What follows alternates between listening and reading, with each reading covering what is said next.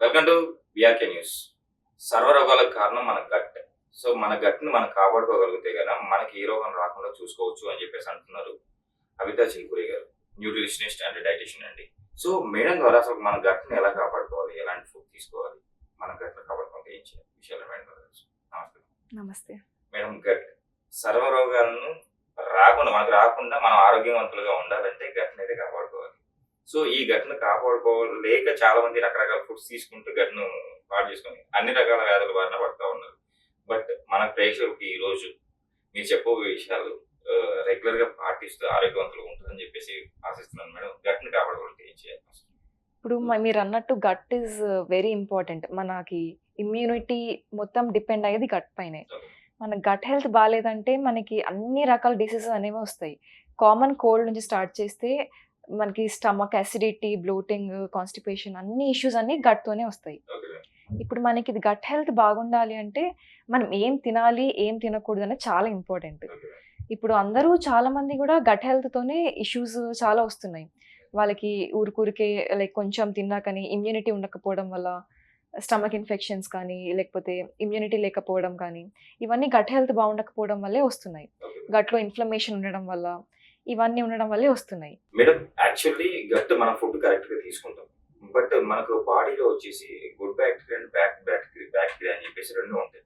So మనం ఎప్పుడైతే bad bacteria పెరుగుతుందో గుడ్ బ్యాక్టీరియా చేయాల్సిన పని చేయకుండా ఈ గట్ హెల్త్ ప్రాబ్లమ్స్ వస్తాయి. అవును. సో గుడ్ బ్యాక్టీరియాని పెంచుకోవాలంటే మనం ఏం చేయాలి?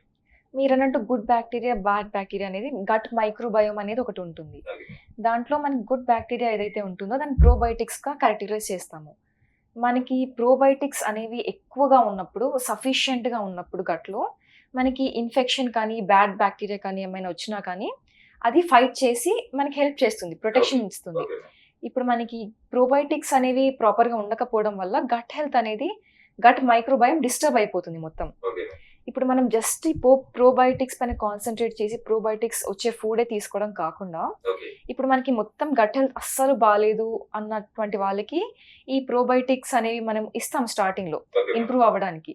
కానీ అది మెయింటైన్ అవ్వాలి అంటే జస్ట్ ప్రోబయోటిక్స్ తీసుకుంటే మనకి సరిపోదు. ఓకే. ప్రీబయోటిక్స్ అనేవి ఈ ప్రోబయోటిక్ బ్యాక్టీరియాకి ఫుడ్ అన్నమాట. ఓకే.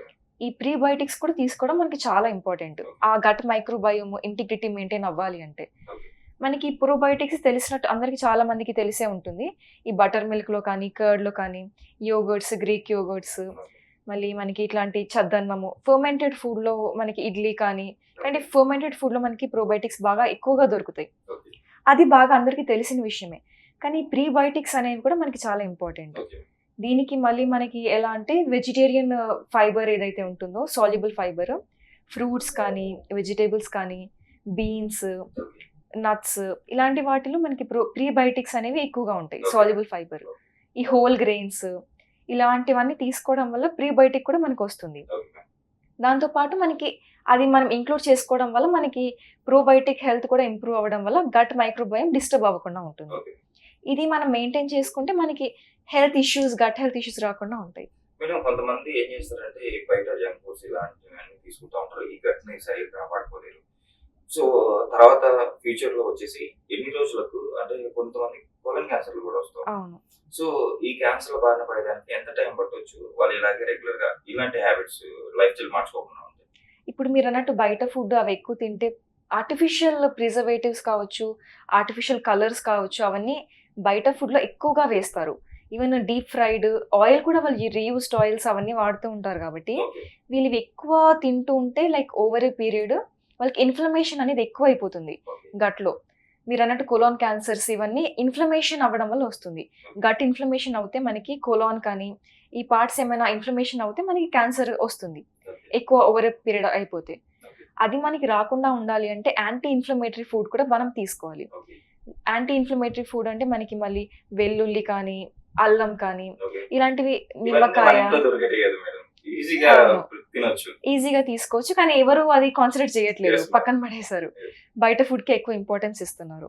నిమ్మకాయ ఎస్పెషల్లీ దీంట్లో యాంటీబయోటిక్స్ కానీ యాంటీ ఆక్సిడెంట్స్ క్వాలిటీస్ చాలా ఎక్కువగా ఉంటాయి. ఓకే. పసుపు ఇలాంటివి మనము టర్మరిక్ టీ కానీ, లేకపోతే బ్లూ టీ అని చెప్పి శంఖం పూల్ టీ చేస్తున్నారు. Okay. అవి ఇవన్నీ జింజర్ టీ, ఇవన్నీ మనకి వాటర్ వేసుకొని చేసుకోవాలి టీ.